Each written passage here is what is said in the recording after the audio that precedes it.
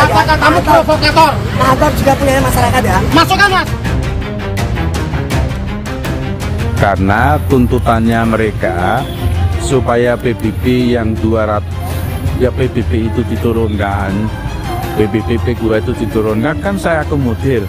Tapi kan kenyataannya ya masih keras seperti itu. Berarti saya menyimpulkan ini tidak murni. Tidak bisa mimpin Pati, tidak bisa menjaga pemerintahan di Pati secara baik. Ada transaksi dari PT KAI ini dengan jumlahnya gitu sekitaran 75 juta, 65 juta dengan total 2,9. Udah clear, emang benar datanya suami saya itu digunakan oleh orang lain yang tidak bertanggung jawab.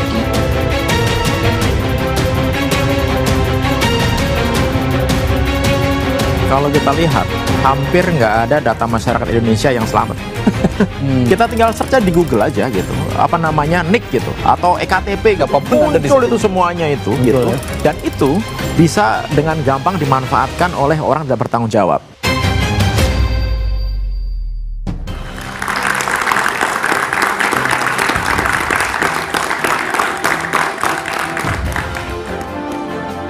Selamat malam. Puncak perayaan Hari Kemerdekaan Indonesia 17 Agustus tinggal beberapa hari lagi. Momentum 80 tahun Indonesia merdeka dari penjajahan akan dirayakan dengan penuh sukacita. 17 Agustus sejatinya menjadi momentum refleksi seluruh anak bangsa bahwa kemerdekaan tak semata tentang lepas dari belenggu penjajah. Merdeka bisa beragam maknanya, terlebih lagi di era keterbukaan informasi dan kemudahan akses berbagai berita dan semakin dekatnya jarak antara publik dan pejabatnya. Hari ini di sebuah kota di Jawa Tengah, Pati, terjadi gelombang aksi yang patut jadi bahan renungan dan pelajaran kita bersama.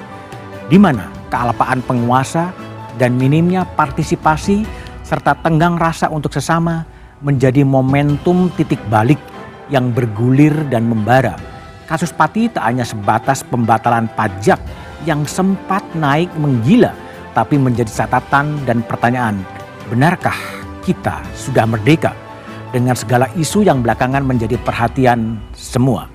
Inilah Satu Meja The Forum, 80 tahun Indonesia, benarkah kita sudah merdeka?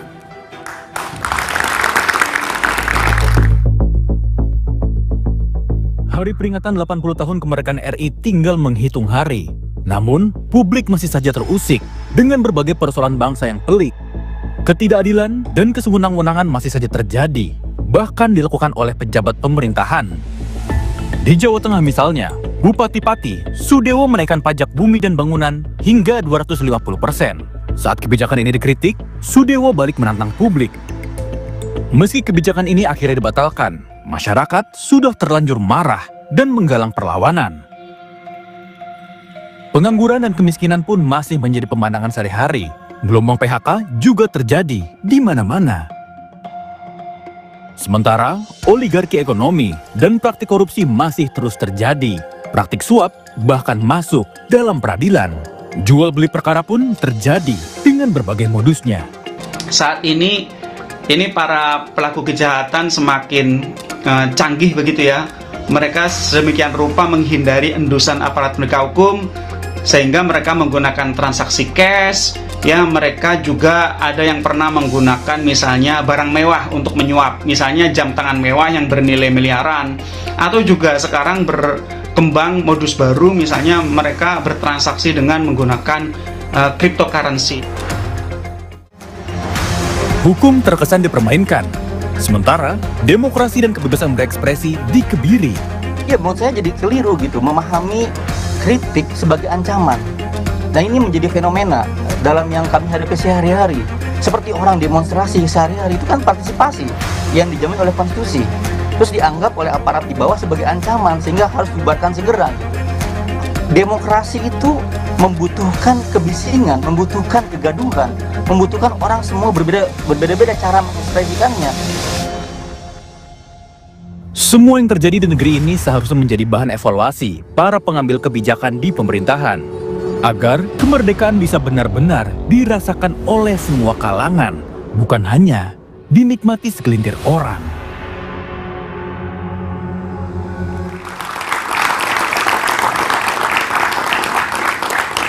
80 tahun Indonesia, benarkah kita sudah merdeka? Dalam tanda tanya adalah tema Satu Meja The Forum malam ini. Telah hadir di studio M. Kodari, Wakil Kepala Staf Kepresidenan. Malam, Mas Kodari. Ada juga Media Wahyudi Askar, Direktur Kebijakan Publik Selios. Malam, Media. Dan ada Bivitri Susanti, Pakar Hukum Tata Negara dari Sekolah Tinggi Hukum Jentera. Malam. Melalui sambungan Zoom, saya telah bergabung juga dengan Nimerodi Gulo, Koordinator Hukum Aliansi Masyarakat Pati Bersatu. Malam, Mas Gulo. Ya. Dan juga ada Guru Besar Kajian Asia dari University of Melbourne, Profesor Fedi Hadis. Malam, Pak Fedi. Selamat malam. Ya. Selamat malam. Oke, baik. Sebelum kita mulai dialog, kita update terlebih dahulu. Di sini sudah ada jurnalis Kompas TV, Dipo Nurbahagia. Dipo, bisa diupdate perkembangan terakhir di Pati pada malam ini seperti apa sebetulnya?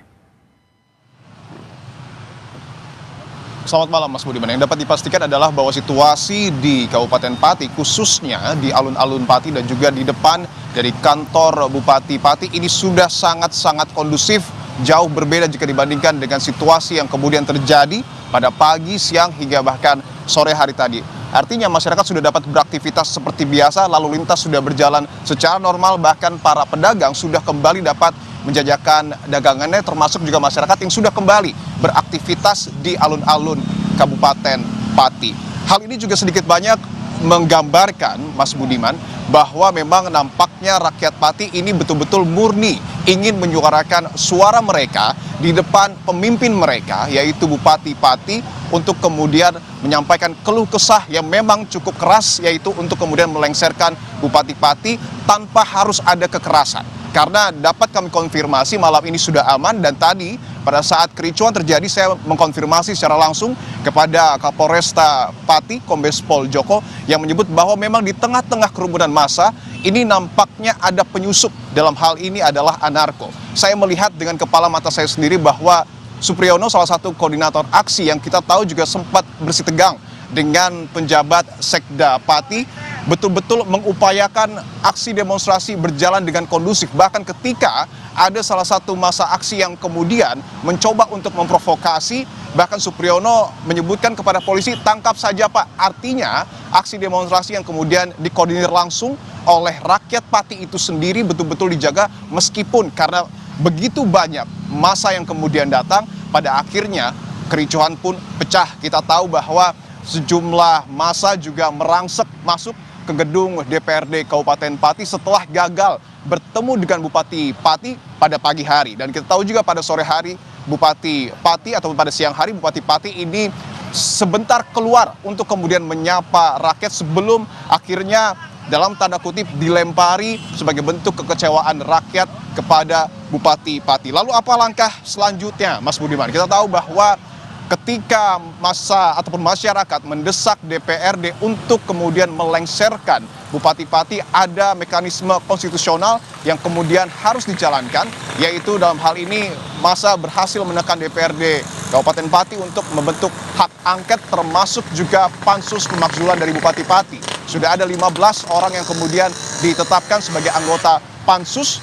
3 orang diantaranya berposisi sebagai ketua dan juga wakil ketua. Ketua pansus dipimpin oleh Bandang adalah politisi dari Partai Demokrasi Indonesia Perjuangan, dan juga ada wakil pansus Joni Kurnianto dari Partai Demokrat, dan juga Muntamah, politisi dari Partai Kebangkitan Bangsa. Tentu ini adalah jalan konstitusional yang harus kita apresiasi, diambil secara real, secara konkret oleh masyarakat. Karena sebelumnya kita tahu juga bahwa nampaknya Bupati Pati ini juga sudah memberikan statement, Mas Budiman, bahwa secara terang-terangan ia dalam tanda kutip menolak untuk lengser dari jabatannya meskipun massa ataupun rakyat sudah mendesak. Alasannya sederhana, Bupati Pati Sudewo merasa ia terpilih secara konstitusional di dalam negara yang kemudian demokratis, artinya harus ada mekanisme khusus yang kemudian dijalankan jika memang rakyat ingin ia lengser, dan itulah yang kemudian diambil oleh rakyat untuk kemudian mendesak DPRD membentuk hak angket, termasuk juga pansus pemakzulan Bupati Pati. Tentu kita harus berkaca kepada peta politik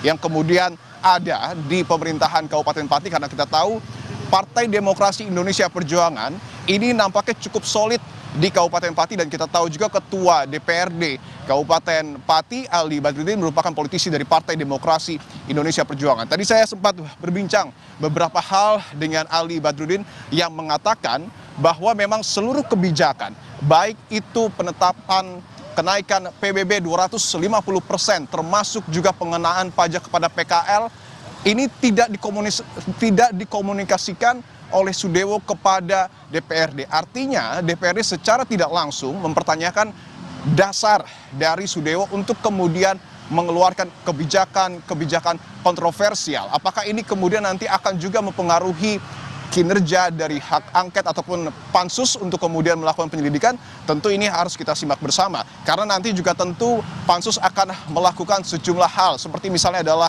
mengundang tim ahli, mengundang korban yang merasa dirugikan akibat kebijakan yang kemudian dikeluarkan oleh Bupati Pati, termasuk juga mengundang saksi, mengumpulkan bukti, dan tidak menutup kemungkinan juga meminta konfirmasi dan juga memanggil Bupati Pati Sudewo untuk kemudian mempertanyakan sejumlah kebijakan yang dinilai merugikan, dalam tanda kutip merugikan publik. Apakah betul nanti ada unsur-unsur pelanggaran hukum di dalamnya? Ini yang tentu kemudian nanti akan dilakukan oleh pansus yang telah dibentuk oleh DPRD Kabupaten Pati. Sekali lagi, peta politik ini penting untuk dicermati, karena dalam 4 pemilu ataupun pemilihan legislatif terakhir, Partai Demokrasi Indonesia Perjuangan ini selalu menang. Artinya meskipun tidak diketuai oleh politisi dari PDIP, dari pemerintahan Kabupaten Pati, tetapi secara legislatif, secara basis dukungan, Partai Demokrasi Indonesia Perjuangan ini memang cukup solid di Kabupaten Pati. Apakah kemudian keharmonisan yang ada di tingkat nasional antara PDIP dengan Partai Gerindra, yang kita tahu merupakan partai dari Sudewo, ini akan mempengaruhi keputusan pansus terkait dengan pemakzulan Bupati Pati? Tentu ini juga menarik untuk kita tunggu bersama, karena tentu nanti setelah pansus bekerja, bergerak selama kurang lebih secara aturan sebenarnya ada waktu 60 hari, kemudian nanti diserahkan kepada Mahkamah Agung, dikembalikan lagi ke DPRD untuk kemudian ditetapkan dalam rapat paripurna sebelum nantinya diserahkan kepada Presiden melalui Kemendagri. Tentu ini kita akan tunggu bersama, apakah kemudian hal dalam tataran harmonisan nasional antara PDIP dan Partai Gerindra juga turut mempengaruhi keputusan apakah Bupati Pati akan dimakzulkan atau tidak, Mas Budiman. Baik, Dipo Nurbagya, saksikan program lengkapnya pada Dipo Investigasi pada hari Senin 18 Agustus 2025 pukul 20.30. Dipo, terima kasih. Saya akan melanjutkan dialog terlebih dahulu dengan Mas Gulo sebagai Koordinator Hukum Aliansi Masyarakat Pati Bersatu. Mas Gulo, ini DPRD sudah membentuk pansus. Apakah ini cukup menolong kemudian untuk meredakan aksi unjuk rasa warga Pati? Ya, jadi tadi sejak aksi mulai jam 8 pagi sampai kemudian menuju setengah 12, tidak kunjung datang Pak Bupati untuk mendatangi warga. Karena warga sebenarnya pada prinsipnya ingin menghadiri undangan Bupati, tidak hanya 5.000 tapi 50.000. Sehingga mereka meminta agar Bupati datang menemui mereka dan sekaligus menyatakan untuk mengundurkan diri. Karena situasi sudah mulai agak panas, ya, terik matahari sudah sangat panas, lalu kemudian sudah pada keringat, saya dan teman-teman akhirnya berpindah sebagian ke DPRD untuk mendesak agar DPRD membentuk pansus tentang hak angket ini. Oke, jadi Pak Gulo, saya coba. Berjalan perdebatan. Jadi DPRD itu membuat pansus atas desakan dari warga? Ya, atas desakan warga, karena saya pikir tadi kalau sempat tadi tidak dibentuk pansus, itu bisa terjadi huru-hara di DPRD. Karena hanya itulah, tinggal itu yang menjadi harapan satu-satunya bagi peserta aksi untuk menyelesaikan masalah ini, karena sudah didesak pihak Bupati juga tidak kunjung datang di depan. Oke. Itu. Oke, baik. Oke, Pak Gulo. Nah, tapi ini perlu dijelaskan bahwa memang ini bukan menjadi pilihan terbaik bagi rakyat. Pilihan sejak awal, baik lewat lewat TikTok, semua warga masyarakat Pati yang memprotes itu ingin agar Bupati ini lengser dari jabatan Bupati, karena memang beliau ini baru menduduki jabatan kurang lebih 6 bulan, sudah 22 dosa hukum yang 22 dicatat dosa oleh hukum. teman-teman sebagai bentuk pelanggaran-pelanggaran. Oke, baik Pak Gulo. Jadi tidak hanya sekedar soal pajak saja. Oke, baik Pak Gulo. Saya ke media Askar dulu. Gimana Anda sebagai ekonom melihat Pati tiba-tiba bergolak dari daerah? Apa yang sebenarnya memicu terjadinya pergolakan itu? Ada dua hal setidaknya, Mas. Yang pertama adalah leadership yang buruk. Tidak ada empati. Tidak ada empati. Ekonomi sedang sulit, malah masyarakat kecil dipajaki. Jadi ini sama dengan istilahnya Gibran pada saat pemilihan capres-cawapres, berburu pajak di kebun binatang. Inilah Berburu contoh. pajak di kebun binatang. Inilah contohnya. Karena memajaki masyarakat kecil yang tidak punya pilihan selain membayar pajak itu. Itu satu hal. Yang kedua saya lihat, problem yang kedua adalah ada ketidakadilan dari sistem perpajakan kita. Di mana masyarakat nggak punya kemampuan untuk menolak, bahkan terlibat ikut serta dalam proses penyusunan instrumen pajak itu. Jadi ini sudah melanggar aturan perpajakan, no taxation without representation. Dan Bupati itu sudah melanggar.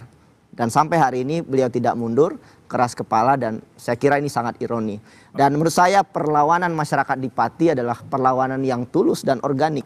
Oke. Dan ini kalau tidak diselesaikan, maka ini akan jadi pembelajaran yang baik sebetulnya untuk masyarakat di kabupaten dan kota yang lain. Oke, baik media Askar. Saya ingin mendengar pandangan dari Profesor Fedi Hadis dari Melbourne, tapi pandangannya setelah jeda berikut ini.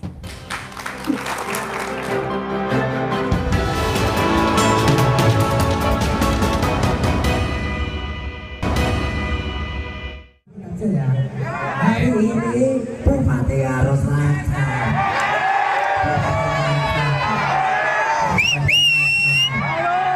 Saya menghormati hak angket tersebut, paripurna tersebut. Tuntutan kan sudah disampaikan tadi. Kalau saya kan dipilih oleh rakyat secara konstitusional dan secara demokratis, jadi tidak bisa saya harus berhenti dengan tuntutan. Untuk dengan tuntutan seperti itu, semuanya ada mekanisme.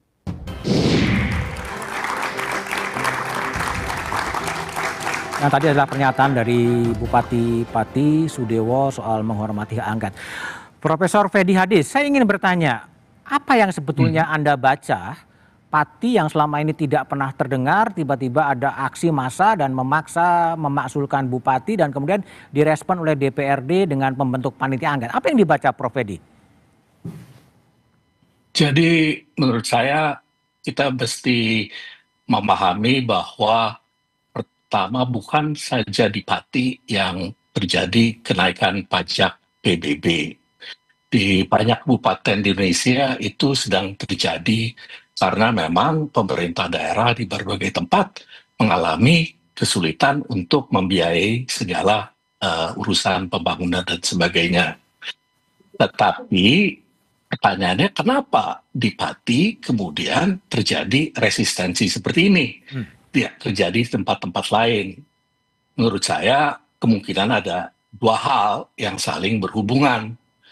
Pertama yaitu kepemimpinan di Pati itu kebetulan sepertinya cukup buruk. Agak terputus dari masyarakat, tidak mengerti perasaan masyarakat, dan mempunyai arogansi sebegitu tinggi sehingga menantang masyarakat untuk protes, ya. Dan kedua adalah sebetulnya di Pati itu walaupun dikatakan tadi tidak terdengar, sebetulnya selama belasan tahun secara periodik itu telah terjadi resistensi masyarakat terhadap berbagai hal. Yang paling menonjol adalah pembangunan pabrik semen Gresik itu sekitar 15-20 tahun yang lalu yang merusak lingkungan. Dan kemudian ada gerakan-gerakan lingkungan hidup yang mempersatukan rakyat setempat dengan LSM dan sebagainya. Jadi ada tradisi resistensi tersebut.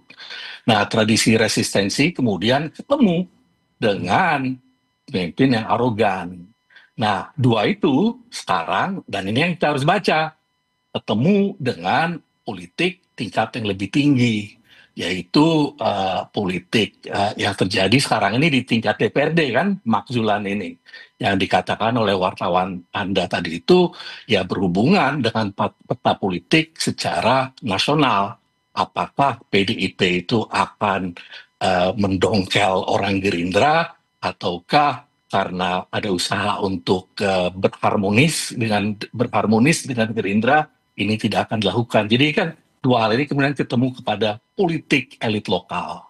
Oke, Prof. Fedi, Mas Kodari, gimana Istana membaca ya fenomena di Pati sebetulnya tanpa partai politik, tanpa mahasiswa yang minimal yang tampak di televisi tiba-tiba bergerak dan memaksa DPRD untuk membentuk panitia angket. Apa yang dibaca oleh Istana? Mungkin ini saya pribadi ya, Mas, bukan pernyataan resmi dari Istana. Kalau saya melihat, pertama tentu dari segi kenaikan memang kan sangat besar ya, 250%. Tentu kita seperti kata Prof. Edi tadi pernah mengalami kenaikan-kenaikan PBB di berbagai tempat, termasuk misalnya di Jakarta.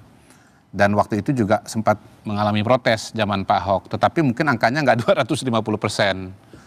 Dan sebetulnya kalau dikembalikan kepada porsinya memang kan itu wilayahnya dari pemerintah daerah. Cuman apakah konsultasinya cukup atau tidak, misalnya tentu itu persoalan yang lain. Saya membaca bahwa Pak Sudewo udah komunikasi dengan camat, dengan kepala desa, tetapi memang saya belum baca komunikasi dengan DPRD. Tentunya idealnya juga komunikasi dengan DPRD, karena tentu yang namanya PBB itu kan berpengaruh kepada keuangan daerah dan berpengaruh kepada masyarakat luas. Seluruh masyarakat di Pati pasti mengalami. Apakah Mas Kodari lihat ada faktor arogansi juga sebetulnya? Yang kedua, saya juga membaca bahwa pro kontra yang muncul di Pati ini berkaitan dengan Pak Sudewo itu berakumulasi. Ada soal pelarangan sonhorek, ada pengurangan karyawan honorer di RSUD. Kemudian ada beberapa isu-isu yang lain. Nah, mungkin yang nomor 3 adalah bahwa soal cara berkomunikasi dari Pak Sudewo yang tentunya harus menjadi cerminan dan menjadi perhatian bagi semua kepala daerah. Karena Pak Prabowo sendiri kan tidak kurang-kurang mengatakan bahwa kepala daerah itu harus empati dan membela kepentingan rakyat dan masyarakat. Dan yang keempat tentunya walaupun tidak kelihatan secara signifikan, kita juga tidak bisa menafikan ya kalau ada dinamika atau aktor politik yang juga berperanan dalam proses-proses seperti ini. Kita tidak boleh naif juga bahwa kemungkinan-kemungkinan itu tetap ada. Dan intinya adalah bahwa akumulasi dari berbagai macam aspek itu membuat apa yang terjadi di Pati ini harus jadi cerminan bagi kepala daerah di tempat yang lain. Karena notabene kan kepala daerah kita ini kan baru sekitar 6 bulan menjabat ya. Artinya perjalanannya ke depan masih sangat-sangat panjang. Oke, baik. Kalau B. Fitri lihat gimana? Apa ini kan kalau tadi problemnya adalah pada Sudewo, PBB juga naik, tapi kenapa kemudian Pati meledak, bahkan parpolnya pun nggak kelihatan tiba-tiba meledak gitu aja? Apa yang Anda baca? Ya, pertama yang kita harus baca itu berarti selama ini parpol tidak ada koneksi. Tidak ada koneksi dengan warganya. Kalau ada koneksi kan mestinya DPRD itu sejak kan tadi disebutkan oleh Pak Gulo 22 masalah. Berarti tidak mungkin ini terjadi dalam sekejap. Artinya kalau memang ada koneksi, partai politik di DPRD harusnya bersuara, panggil, tanya. Itu kan mekanisme biasa ya, namanya fungsi pengawasan dari DPRD. Kalaupun bukan bupatinya tapi stafnya. Itu kan belum pernah terjadi dari yang kita tahu. Kemudian yang kedua juga memang Pati ini punya akar yang menarik ya. Karena dulu Samin Surosentiko yang juga sangat dikenal dalam sejarah Indonesia juga menolak membayar pajak pada pemerintah Belanda waktu itu. Karena mereka itu punya semangat perlawanan yang cukup luar biasa. Pati dan Blora sebenarnya. Nah tapi satu lagi adalah saya melihat memang ini ada kemarahan yang memuncak. Tidak hanya di Pati. Saya sering pakai istilah Pati adalah kita. Kita adalah Pati. Sebenarnya yang sekarang ini kita alami agak rata di banyak tempat. Tadi Prof. Edi Hadis menyebutkan beberapa tempat sudah mulai dipotong transfer dari pusat kepada daerah. Dan itu adalah policy, nanti tolong diperbaiki bila saya salah, teman-teman Celios saya kira punya datanya juga. Bahwa transfer dari pusat ke daerah itu memang sangat berkurang. Sangat berkurang. Karena kita nggak punya uang. Datanya sudah banyak, saya kira Kompas juga sudah mengeluarkan begitu ya. Sehingga untuk kepala-kepala daerah yang tidak inovatif atau kreatif, mereka tarik pajak aja karena itu yang paling instan. Langsung nyekek nyekek warga begitu ya, tapi dia instan, nggak harus research and development dulu, pariwisata dikembangkan atau pertanian dikembangkan, nggak usah, langsung aja naikkan. Nah ini akibatnya ini akan meluas, saya khawatirnya begitu. Meluas. Tidak hanya di Pati, tapi yang kita sudah dengar ya, tadi saya sempat lihat di Kompas di TV sambil nonton TV tadi, ada yang membawa galon itu di Jombang kalau saya tidak salah ya, kemudian di Cirebon juga bawa koin dalam galon karena sebagai bentuk protes karena di tempat mereka juga ada kenaikan pajak kurang lebih 400% kalau saya tidak salah. Oke, baik. Mas Media, tadi Bibip mengatakan bahwa ini dampak dari efisiensi anggaran, uang dari pusat ke daerah makin kecil, daerahnya kemudian tidak cukup kreatif ya narik pajak itu. Artinya ini kalau memang itu bisa berpotensi terjadi di berbagai tempat. Betul sekali, Mas. Pati itu berkurang anggarannya 59 miliar. Berkurang 50 akibat karena efisiensi anggaran, dan itu besar sekali untuk Kabupaten Pati. Dan 70% kabupaten kota di Indonesia bergantung dari DAK dan EAU. Dan itu dipangkas oleh pemerintah dan ugal-ugalan. Item pemangkasan itu cenderung tidak hati-hati. Banyak proyek irigasi yang dipangkas yang ujung-ujungnya juga mengganggu layanan publik. Artinya ini saya sepakat bahwa ada persoalan leadership di Kabupaten Pati, tapi ada persoalan lebih besar yang harus kita antisipasi. Apa yaitu soal daerah nggak ada uang. Daerah nggak ada uang? Daerah nggak ada uang. Uang dipangkas, kemudian digeser ke program strategis yang juga nggak muter di bawah. MBG itu juga hari ini belum menghasilkan nilai tambah sangat signifikan pada UMKM. Artinya ada kesalahan dari pemerintah pusat juga? Pasti. Karena sistem perpajakan kita sangat tidak adil dan regresif. PBB itu regresif. Pusat sekarang mendorong PPN lagi untuk dinaikkan. Itu sangat regresif. Ada kegagalan dari negara meningkatkan penerimaan pajak. Kita ngomong soal efisiensi anggaran, tapi kita stop di situ. Tapi kita lupa, kita nggak nambah duit di dompet negara kita. Tax rasio kita 80 tahun Indonesia merdeka, 10 tahun terakhir stagnan. Penerimaan negara tidak naik signifikan. Akibatnya daerah terkapar hari ini. Karena kalau negara gagal mengumpulkan pajak yang progresif dari orang kaya, super kaya ya, dari triliuner, gagal menutup celah kebocoran pajak, ya ini implikasinya. Implikasi dari itu bisa terjadi di berbagai tempat ya. Dan masyarakat marah di Pati karena mereka dipajaki begitu saja. Oke, jadi apa arti 80 tahun Indonesia merdeka dalam kondisi ekonomi politik global yang tidak menentu? Kita bahas setelah jeda berikut ini.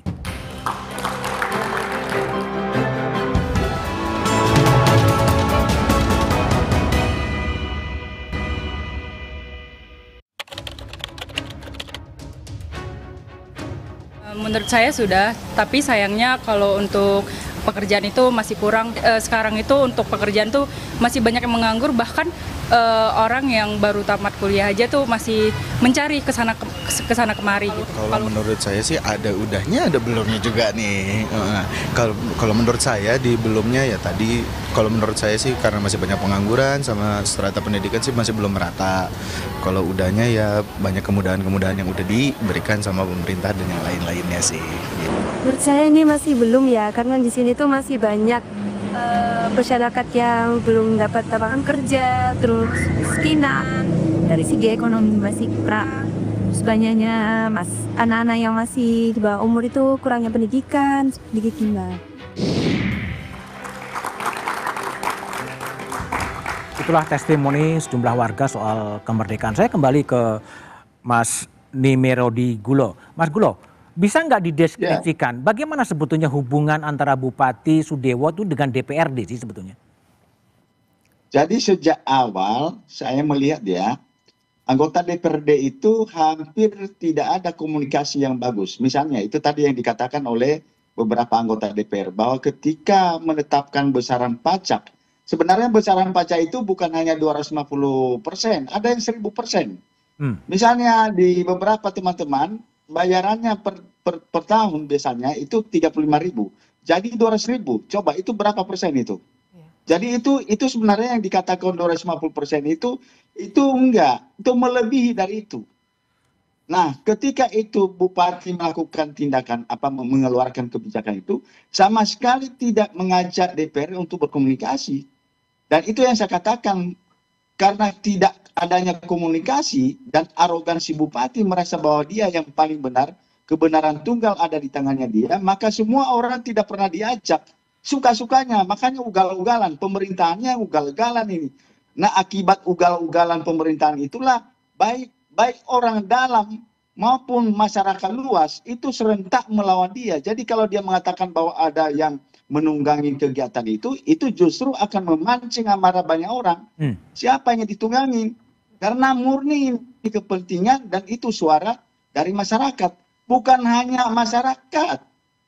anggota DPRD dari fraksi Partai Gerindra saja itu juga mendukung tadi dengan semangatnya. Seakan-akan dengan kedatangan masyarakat tadi itu adalah satu energi yang sangat dahsyat bagi mereka untuk mengatakan setuju. Nah, tidak hanya itu, di internal PNS juga melakukan yang sama sebenarnya, cuma takut bersuara. Ini artinya bahwa sebenarnya gaya kepemimpinan ugalan-ugalan bupati ini luar biasa. Sehingga semua orang itu benci dengan gaya kepemimpinannya. Oke, baik. Itu kira-kira yang perlu baik, Bung Kodari. Ya. Meskipun Anda mau pribadi sebagai KSP, ini gimana melihat performan dari pemerintahan lokal gitu yang komunikasi sangat-sangat buruk gitu sampai tidak pernah berkomunikasi. Pertama pemerintahan kabupaten kota kan sangat banyak ya, sekitar kita 500 nih. Ya. Enggak, kita harus melihat secara keseluruhan juga karena kita kan bicara mengenai Indonesia. Dan saya mau mengatakan begini, kalau ada contoh yang pada hari ini dianggap sebagai contoh yang tidak baik, kita juga harus melihat contoh yang lain. Bagaimana kemudian ada kepala daerah yang bisa melakukan terobosan dan inovasi dan keberpihakan kepada rakyatnya itu sangat besar. Misalnya di Kabupaten Lahat, bupatinya itu Bursa Zarnubi. Dia melakukan efisiensi dari anggaran sekitar 3,2 triliun ya, dia ambil 400 anggaran itu dan dia geser anggaran itu untuk membangun irigasi bagi masyarakat di Kabupaten Lahat.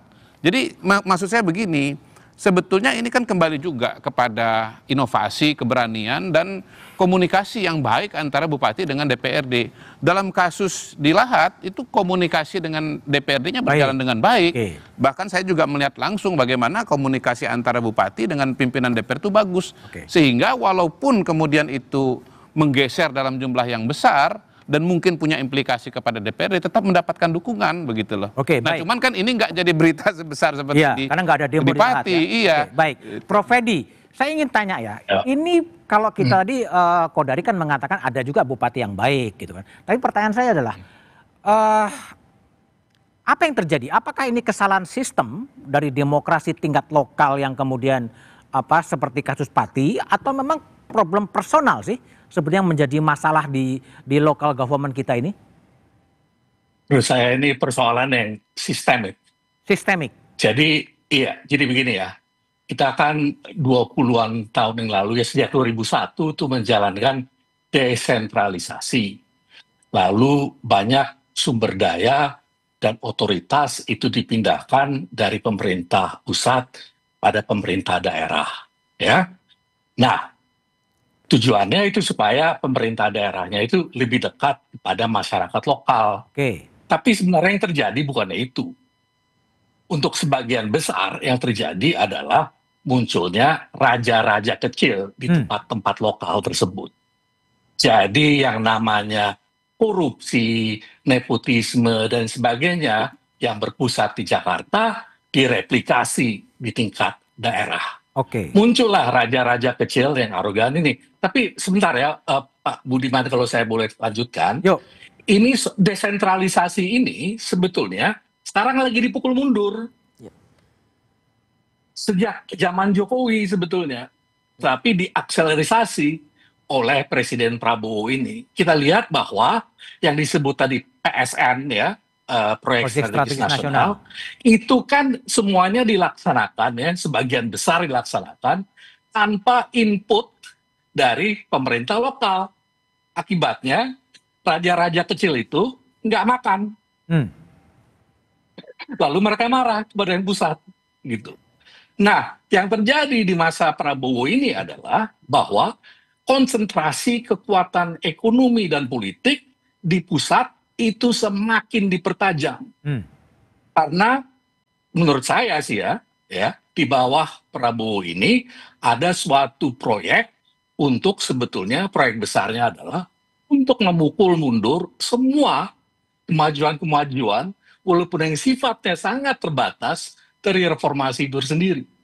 Termasuk desentralisasi, termasuk hak asasi manusia, termasuk kebebasan pers, termasuk kebebasan akademis, dan lain sebagainya. Jadi persoalannya sistemik. Sistemik dan resentralisasi. Bib, gimana argumen dari Fedi adalah ini resentralisasi dan sangat sistemik. Lalu kemudian jalan keluar dan masa depan demokrasi Indonesia seperti apa di peringatan kemerdekaan ini? Saya setuju sistemik ya, karena ini jadi jangan disalahkan ini bupatinya yang salah, yang di sini dan seterusnya begitu ya. Sistemik karena saya setuju dengan, dan ini mendekatinya dari sudut pandang yang agak berbeda sedikit, yaitu partai politik. Nah ini bidangnya Mas Budiman juga kan. Bagaimana kita juga selain yang sistemik PSN, kemudian jangan lupa ada Undang-Undang Cipta Kerja yang juga menarik betul desentralisasi yang sudah diupayakan untuk dilakukan sejak 98. Tapi juga partai politik itu benar-benar bertumpu pada kekuatan di elit di tingkat pusat juga. Sehingga akhirnya konfigurasi politik di tingkat daerah pun hanya seperti copy paste dari apa yang terjadi di tingkat pusat. Termasuk pertikaian-pertikaian politik di antara partai politik itu. Dari nasional dibawa ke lokal begitu. Nah tapi kan pertanyaan berat dari Mas Budiman adalah nanti ke depannya gimana nih, kita sudah 80 tahun. Saya kira memang banyak hal yang harus dibongkar, salah satunya adalah sistem kepartaian kita itu loh. Mulai dari situ barangkali kita jadi bisa membicarakan soal bagaimana menentukan pembongkaran tadi ya resentralisasi, kemudian juga ada masalah dalam kebebasan pers, ada masalah dalam hak asasi manusia dan lain-lain. Karena pada ujungnya pengambil keputusan-keputusan penting di DPR RI maupun DPRD ya adalah partai politik, bahkan juga presiden dari partai politik. Nah itu yang saya kira harus kita bongkar betul, karena saya kalau balik 80 tahun ya, saya karena pembelajar hukum tata negara sering baca risalah sidang Badan Penyelidik Usaha-usaha Persiapan Kemerdekaan, rasanya tidak ada lagi yang dulu kita melihat intelektual, politikus intelektual. Dulu itu perdebatan terjadi dengan ramai, tapi semua masih bisa dalam rasa kebangsaan yang tinggi. Sekarang politikus berebutan jabatan untuk kepentingan pribadi, untuk uang, untuk cuan masing-masing. Tidak ada lagi orang-orang politikus intelektual itu seperti yang apa, Bivitri? Misalnya diskusi di DPR masih misalnya berjalan. Tan Malaka, misalnya Hatta, kemudian banyak lagi yang lain. Harus konkret dong. Nah, itu konkret, nggak makanya bisa saya sebut nama. Saya sebut Nggak nama. gini, contoh konkretnya itu pada tataran kebijakan, pada tataran diskusi, bukan sebut nama. Apakah ada sekarang kebijakan yang diperdebatkan secara intelektual kalau Undang-Undang BUMN saja dibahas dalam 3 hari, misalnya begitu? Begini, kita Di intelektualnya harus di mana? melihat. Saya ingin ini tahu kan juga judulnya kan jadinya. begini. Kita judulnya ini kan benarkah kita sudah merdeka? Tentunya kalau secara formal ya kita sudah merdeka 17 Agustus. Tapi tentu perjuangan untuk memajukan kesejahteraan bangsa ini kan pasti terus berjalan. Kita sendiri punya program 100 tahun Indonesia Maju 2045. Yang jelas kalau bicara Pak Prabowo pada hari ini sebagai presiden, beliau justru adalah figur yang sangat ingin memerdekakan bangsa Indonesia. Merdeka dari apa? Dari ketergantungan pangan dengan negara asing, memerdekakan bangsa Indonesia dari apa? Dari ketergantungan energi, kemudian ingin memberikan perumahan kepada masyarakat, membebaskan cara apa tuh? PHTB, PBG, PPN dengan cara membangun perumahan. Anggaran 200.000 kan sekarang udah naik 350.000. Yang 3 juta rumah itu sudah ada? Iya, belum. 3 juta belum. Kan masih berproses. Tetapi dari 200.000 sudah naik 350.000. Ada upaya dan perjuangan itu. Jadi mereka yang desil 10% terbawah itu tidak punya kesempatan untuk sekolah, dimerdekakan supaya bisa sekolah dengan sekolah rakyat, diberikan pendidikan, SPP-nya di cover, dikasih seragam, sudah ada evaluasi dikasih belum makan, dari sekolah rakyat baru berjalan Bu Bivitri. Jadi belum dievaluasi. Baru 6 bulan, Ibu ketinggalan banget, nggak ngikutin perkembangan. Kok bisa ngomong nggak ada dialog dan nggak ada diskusi mengenai kebijakan tugas publik. Anda kan memang untuk menjelaskan ke publik sebagai bicara. Tapi begini pertanyaan tugas Ibu saya itu untuk mengindikasikan bahwa Ibu itu bahkan untuk program yang begitu penting nggak tahu, bisa-bisanya nanya ada nggak evaluasi, programnya aja baru berjalan. Mohon maaf ya. Karena saya mendengar ratusan guru sudah mengundurkan diri. Loh, namanya murid-murid proses sudah di mengundurkan awal yang diri. direkrut kan banyak. Alasannya Artinya juga evaluasi jelas. kebijakan Yang itu mundur harus itu ada. karena tidak siap ditugaskan tempat yang jauh. Wajar aja ada orang yang siap dan nggak siap. Namanya juga sebuah perjuangan untuk program yang besar dan bagus yang makro. Jadi mohon maaf Ya, saya untuk ngerti hal tugas sebesar Anda itu memang saja Bu promosi Fitri pemerintah, jadi nggak nggak bisa apa-apa. kasih contoh. Jadi jangan ngomong lah mengenai sekarang nggak ada perdebatan intelektual. Ini semua perdebatannya konseptual dan teknokratis, Pak. Saya keliling, Pak. Ngelihat langsung ke calon siswa, ketemu dengan lembaga-lembaga yang menyiapkan sekolah rakyat itu. Inovasinya luar biasa. Termasuk menggusur Begini sekolah loh. disabilitas untuk sekolah Nah, rakyat. ini salah paham lagi. salah paham lagi. Itu sebetulnya proses yang sudah berjalan sebelumnya. Dan memang yang namanya sekolah rakyat ini, ada sekolah rakyat sementara yang setahun ini sambil dibangun yang permanen. Dan inovasi di daerah itu luar biasa, Mas. Bagus. Ada yang menggunakan bekas hotel, punya Pemda, ada yang menggunakan sekolah yang kosong. Jadi keinginan pemerintah daerah untuk bisa menyediakan sekolah rakyat bagi masyarakatnya itu besar sekali. Jadi keberpihakannya ini luar biasa. Itu jangan dinafikan, Bu Bivitri. Saya ke media dulu. Saya ngerti tugas Anda memang promosi pemerintah. Bukan begitu, saya kan menyampaikan apa adanya. Saya menyampaikan apa adanya. Semua yang saya sampaikan ini bisa dicek. Iya, bukan promo. Ini memang kan menjelaskan. Tugasnya di sini kan bicara ya, Mas ya. Ya, mencari solusi toh. Kita kesempatan ke media dulu ya. Media, gimana sih Anda coba menangkap suara kebatinan dari kadang ekonom ya? Kalau dari orang kecil ya, yang soal komunikasi yang buruk, tanah, soal payment ID dan lain sebagainya. Ini suasana kebatinannya seperti apa sih sebetulnya? Ada anomali yang aneh di Indonesia hari ini, Mas. Pertumbuhan dibilang tinggi tapi PHK di mana-mana. 150.000 hingga bulan Juni. Ini belum lagi persoalan indikator ekonomi yang lain ya. Daya beli relatif stagnan, termasuk juga pengangguran. Saya melihat kalau kita tidak hati-hati melihat ekonomi ke depan ini ada masalah. Apa itu? Contoh kualitas hidup masyarakat ya. Nurun. 2022 sampai 2024 pasca Ciptaker masyarakat bekerja lebih banyak dari seperti biasanya. Dan angka harapan hidup Indonesia itu turun 1 tahun menjadi 67 tahun. Jadi masyarakat Indonesia lebih cepat meninggal sekarang. Karena kegagalan ekonomi kita melindungi masyarakat miskin. Dan saya hanya ingin pemerintah terbuka terhadap kritik, Mas. Ada banyak PR di Indonesia hari ini dan salah satunya soal pajak. Masyarakat itu mau bayar pajak. Tapi please pastikan pajaknya adil. Pastikan uang pajak itu kembali ke masyarakat. Ini kan yang nggak terjadi. There is no freedom. Karena masyarakat kecil tidak sama posisinya dengan orang kaya dalam hal pajak. Masyarakat Pati dikenai PBB, nggak ada opsi lain selain bayar. Tapi orang super kaya itu nggak dikenakan pajak kekayaan. Mereka punya konsultan untuk tidak membayar pajak. Kan ada pajak kumulatif, Mas. Kita tidak punya pajak kekayaan, Mas. Iya, tapi ada pajak kumulatif. Tidak bisa juga dikatakan bahwa tidak ada keadilan. Kalau penghasilan Anda di atas 5 miliar, pajaknya 35% itu income lebih tax, tinggi. Mas. Itu pajak penghasilan. Iya, ini pajak kan harus dilihat secara menyeluruh. Harus dilihat secara menyeluruh. Jangan kemudian ada keadilan yang proporsional soal pajak income itu lalu nggak disebut sama sekali. Ngobrol dengan ekonomis, Mas. Ya nggak apa-apa, sampaikan aja. Anda ketemu dengan saya, Anda sampaikan aja kepada saya. Karena Masnya keliru, mohon maaf. Jadi pajak penghasilan beda dengan pajak kekayaan. Bisa baca dulu, Mas. Iya, paham. Tapi ada keadilan di sana. Penghasilannya berbeda, pajaknya juga berbeda.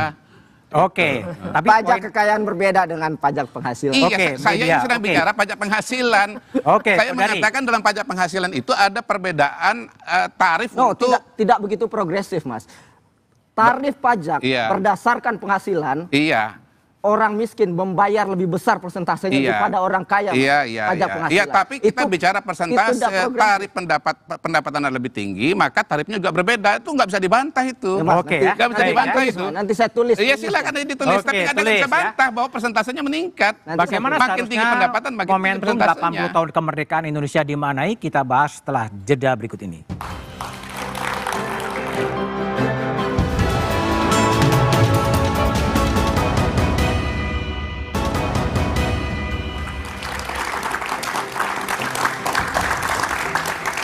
Masih bersama saya Budiman Tanurjo di Satu Meja The Forum. Ke Mas Gulo dari Pati. Setelah DPRD sepakat membentuk pansus, kira-kira seberapa sabar masyarakat Pati menunggu proses konstitusional DPRD, Mas Gulo? Tadi beberapa peserta ASI merasa bahwa untuk sementara dulu kita serahkan kepada partai DPRD yang telah membentuk pansus. Tetapi harapannya adalah jangan terlalu lama. Jika terlalu lama, pasti mereka akan turun lagi ke lapangan untuk berdemo. Dan saya berpikir bahwa proses untuk sampai kepada impeachment Bupati itu akan membutuhkan waktu yang sangat lama. Karena setelah dilakukan misalnya hasil pansus, itu kan harus dikirim ke Mahkamah Agung dulu. Berapa banyak, berapa lama prosesnya itu. Setelah itu dikirim lagi kepada Ya kalau setuju Mahkamah Agung bahwa itu ada pelanggaran konstitusi misalnya. Kalau tidak, kan kembali kepada DPR dan dia nggak bisa apa-apa. Nah saya pikir adalah bola panas masih besar sekali di Pati. Kalau Partai Gerindra tidak mengambil alih, maka Pati akan menjadi kacau balau. Oke. Ini hanya sebagai catatan bagi saya sebagai tim advokasinya. Baik Mas Gulo. Prof. Fedi, saya ingin Prof. Fedi memberikan catatan ya soal 80 tahun kemerdekaan dan masa depan demokrasi Indonesia. Menurut Anda seperti apa sebetulnya? Jadi begini, kalau dikatakan merdeka dari asing, ya untuk sebagian besar iyalah, kan tidak ada negara yang sama sekali bebas dari pengaruh asing. Tetapi jelas-jelas kita tidak merdeka dari yang saya sebut sebagai oligarki. Oligarki itu adalah persekongkolan antara politik birokrasi dan bisnis besar untuk menguasai sumber daya dan institusi publik untuk keuntungan pribadinya. Nah, tadi itu disebut oleh Bu Bivitri dan dalam perdebatan dengan Pak Kodari itu tentang peranan partai politik dan reformasi dalam partai politik. Persoalannya menurut saya Bu Bivitri, partai politik besar kita semuanya dikuasai oleh oligarki. Oleh oligarki. Bahkan kalau mau dikatakan, semua pemerintahan Indonesia dari zaman Soeharto sampai Prabowo sekarang ini, termasuk Jokowi, Megawati dan sebagainya, adalah pemerintahan yang didominasi oleh oligarki. Jadi Pak Media mengharapkan keadilan sosial dari pemerintahan-pemerintahan seperti ini sebetulnya sangat sulit. Nonsen. Karena mereka itu sebetulnya hanya untuk kepentingan kelompok mereka sendiri, yaitu oligarki tersebut, dan kebiasaannya itu tidak mewakili kepentingan rakyat secara umum. Jadi Pak Kodari tadi sebut tentang keadilan, kita lihat bahwa kesenjangan sosial dalam masyarakat Indonesia sekarang ini ya lebih tinggi daripada 40 tahun yang lalu. Ya, mau pajak dan mekanisme macam apa yang disebut Pak Kodari tadi itu, konsentrasi kekayaan dan kekuasaan di Indonesia setelah 80 tahun merdeka itu lebih terpusat di kalangan segelintir orang. Dan di bawah Presiden Prabowo ini, saya pikir ini akan semakin terpusat, sehingga kalau dikatakan demokrasi Indonesia masa depannya seperti apa, menurut saya suram. Oke, baik, suram, Prof. Fedi.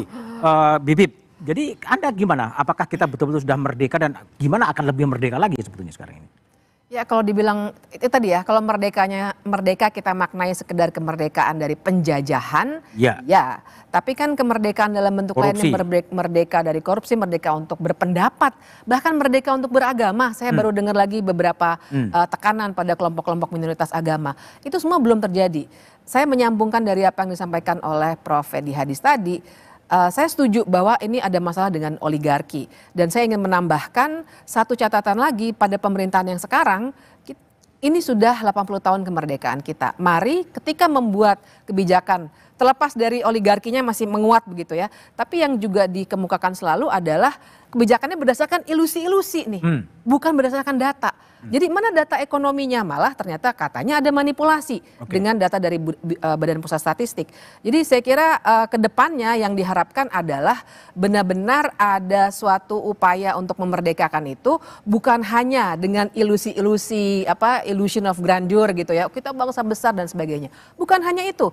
Konkretnya warga yang sehari-hari harus berjuang untuk hidup, bagaimana gap yang disebutkan oleh Prof. Fedi Hadis tadi sangat terasa sekarang antara yang paling kaya dengan yang miskin. Media, jadi Anda gimana memaknai kemerdekaan 80 tahun ini sebenarnya? Sekarang umur saya 35-36 Mas. Dan saya memilih kita nggak boleh pesimis. Kita harus seperti masyarakat Pati. Kalau ada ketidakadilan, termasuk soal urusan perpajakan, kita lawan. Besok akan ada putusan GR yang kami sampaikan masyarakat sipil terkait PPN Mas. PPN itu pajak regresif dan kemungkinan besok kita kalah. Nanti kita saksikan putusan MK. Tapi kita lawan ketidakadilan ini karena itu jalan satu-satunya. Tadi Prof. Fedi menyampaikan, faktanya hari ini saya hitung sendiri 50 orang terkaya Indonesia itu punya aset kekayaan setara 50 juta masyarakat Indonesia. Itu ironis sekali. Dan mereka ini menikmati royalti pajak, menikmati celah pajak dan mereka tidak bayar pajak signifikan. Apa yang terjadi di Pati tidak akan terjadi kalau orang super kaya ini bayar pajak dengan benar.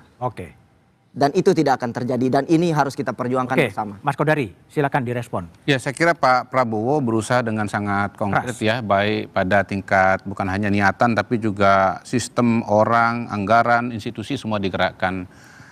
MBG contohnya itu adalah untuk meningkatkan kualitas SDM kita supaya jangan stunting, supaya IQ-nya bagus. Kemudian untuk aspek kesehatan lainnya misalnya dibangun rumah sakit 66 dari tipe D jadi tipe C. Lalu ada cek kesehatan gratis. Ini Pak Prabowo ini sedang memerdekakan bangsa Indonesia dari segi kesehatan. Lalu kemudian dari segi pendidikan, tadi saya sudah sebutkan bagaimana yang desil 10 itu diberikan akses supaya masa depan mereka itu menjadi cerah ya. Yang tadinya tidak punya harapan menjadi punya harapan.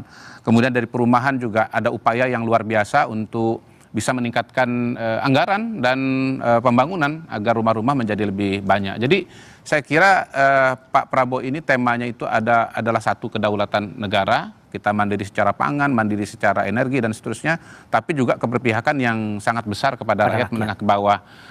Begini kalau saya melihat ya, memang kita semua struktur masyarakat itu dia bentuknya nggak mungkin rata betul ya begini, tapi kesenjangan atau jaraknya itu harus dipangkas ya, dan saya yakin bahwa itu yang sedang diusahakan oleh Pak Prabowo sekarang dan akan datang. Harus sabar lah ya. Berproses. Oke, makasih Mas Kodari, media, Bibip, Prof. Fedi Hadis, dan Mas Gulo telah bergabung di satu meja The Forum. 80 tahun setelah proklamasi dikumandangkan, bangsa ini masih menemukan pejabat yang sewenang-wenang. Tentunya ada juga yang baik. Pejabat yang tak mendengar suara rakyat, tentunya ada juga yang mendengar. Tapi korupsi yang juga kian membudaya. Di Kolaka Timur seorang bupati ditangkap KPK. Di Pati seorang bupati arogan diminta mundur rakyatnya. Di Kementerian Agama mantan menteri disekal ke luar negeri. Di DPR mayoritas anggota Komisi Perbankan terima dana CSR Bank Indonesia. Apakah ini buah kemerdekaan? Ataukah kemerdekaan telah dikorupsi? Menjadi alat mempertahankan kuasa dan menumpuk kekayaan dengan berbagai pungutan apapun namanya, pajak, royalti. Bung Hatta pernah mengingatkan kemerdekaan bukanlah tujuan akhir, tapi jembatan emas menuju keadilan sosial. Saatnya pemimpin berempati dengan beban rakyat, lebih elegan dalam memberi pernyataan. Elit mungkin merasakan kemerdekaan, sementara rakyat tetap merasa terjajah oleh kemiskinan, korupsi dan ketidakadilan hukum. Saya Budiman Tanurojo, ini satu meja The Forum, tempat kita tak boleh diam ketika nurani dan republik sedang diuji. Terima kasih dan sampai jumpa, tetap di Kompas TV dan saksikan Kompas Malam.